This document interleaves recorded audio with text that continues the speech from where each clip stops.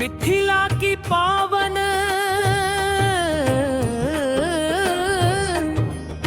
नगरी में विवाह के बाद कोहबर लीला का सुंदर आयोजन हुआ।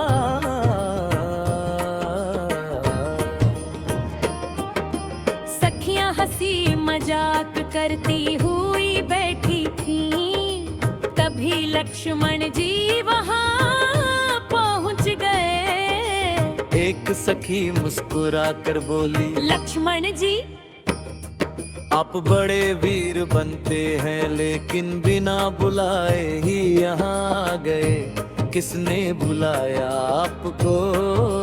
लक्ष्मण जी हंसकर बोले, हम बिना बुलाए कहीं नहीं जाते, चिट्ठी आई थी हमें। सखियां बोली, हमने तो कोई चिट्ठी नहीं भेजी, अब बात श्री राम जी तक पहुंची। लक्ष्मण जी धीरे से बोले, भैया अगर पूछे तो कह दीजिएगा कि चिट्ठी आई थी। राम जी मुस्कुरा कर बोले, लक्ष्मण ऐसा काम ही क्यों करना पड़े, जिसमें बार बार झूठ बोलना पड़े, हम तो सच ही कहेंगे।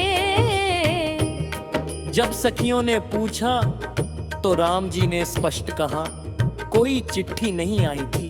लक्ष्मण जी थोड़ा संकोच में पड़ गए और सखियां जोर जोर से हंसने लगी। अब फिर भोजन और गारी का प्रसंग, इसके बाद सखियां सबको भोजन कराने ले गई। भोजन के समय सखियां मजाक में गारी, हंसी मजाक वाली बातें। लक्ष्मण जी पहली बार ऐसा सुन रहे थे। उन्हें थोड़ा गुस्सा आया और बोले, भैया ये क्या बोल रही है, मैं तो बाण चला दूंगा। राम जी हंसकर बोले, लक्ष्मण ये गुस्सा करने की बात नहीं, ये तो प्रेम की परंपरा है। फिर राम जी ने सखियों की ओर मुस्कुरा कर देखा और उनकी मत ही बदल गई। अब सखियां राम जी के परिवार को नहीं, बल्कि अपने ही पक्ष को छेड़ने लगी।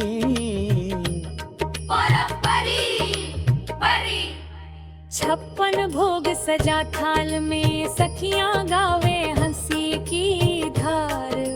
लाला जी बैठे सिधारे, गाना मधुरिये प्यार भरी गार। जेवत लालन हंसी हंसी, सुनत सखियन की प्यारी बोली। हंसी ठिठोली बीच सजी है, मिथिला की रस भरी ये टोली। गिबले शांता माता प्रसंग, सखियों ने फिर प्रश्न किया, आपकी बहन का विवाह किसी राजकुमार से क्यों नहीं हुआ?